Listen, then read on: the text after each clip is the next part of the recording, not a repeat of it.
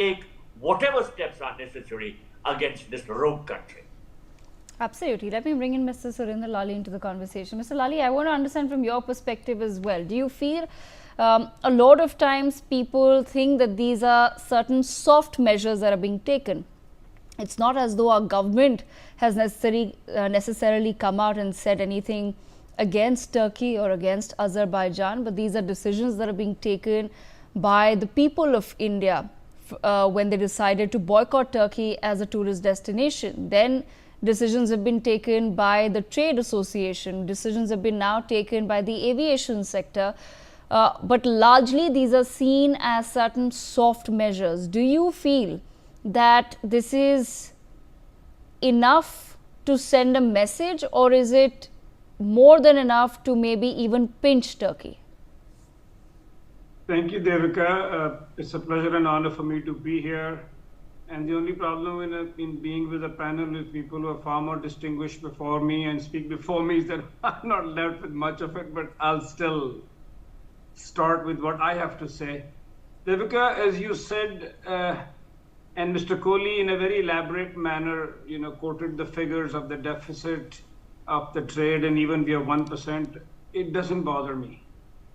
For me, we the people need to stand with our armed forces.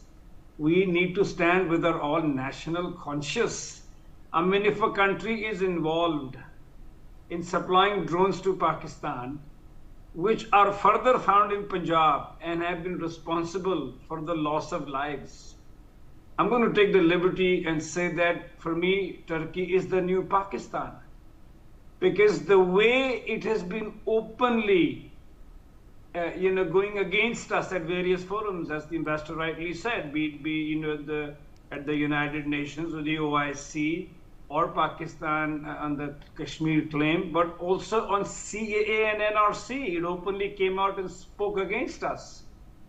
So, much beyond the financial gains and losses, we need to stand with we cannot empower people with employment and money, which further has the blood of innocent Indians, and the trade bit. I'm not going to get into the apples and the marble and the figures, but all I have to say is 3.3 lakh tourists.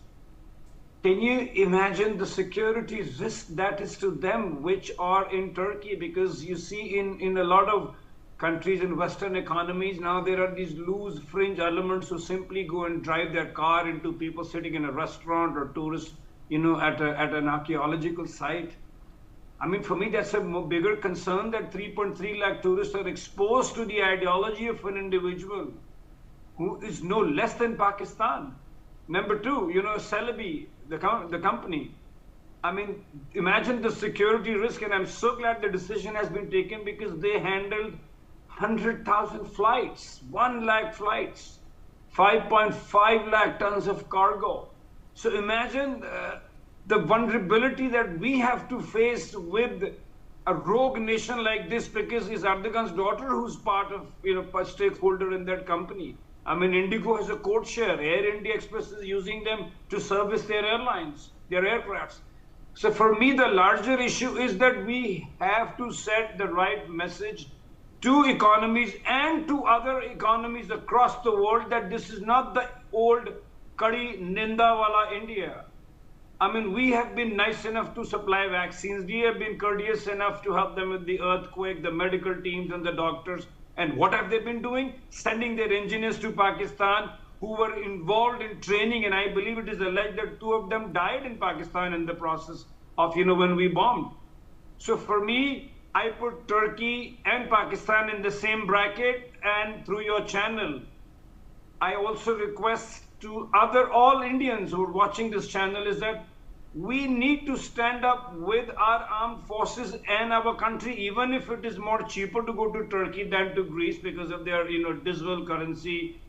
We need to do things that set the right message, because these are people who are fighting, sacrificing for the sake of us, so that we can, sleep in comfort at home, and our children can go to school, and our children can do what they want to do in life. So I think it's very important, and I'm absolutely proud of the decisions that the Marble Association or or Mr. Khandelwal's lobby has taken, or Apple Association has taken, that certain things are more symbolic than the financial bit, and of course it's going to hurt them too. It's going to hurt them really badly.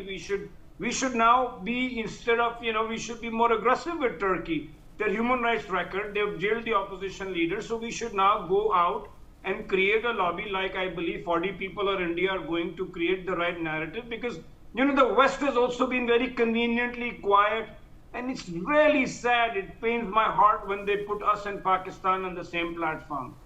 I mean, Donald Trump, I don't expect much from him, but I think it's a great effort that I think 8 teams are going across the world and letting people know that the biggest injustice or disservice you could do is put us and Pakistan on the same platform. Thank you, Devika. Okay, on that note then, I want to bring in Wing Commander Sudhakaran. Wing Commander Sudhakaran, you've heard what the previous speakers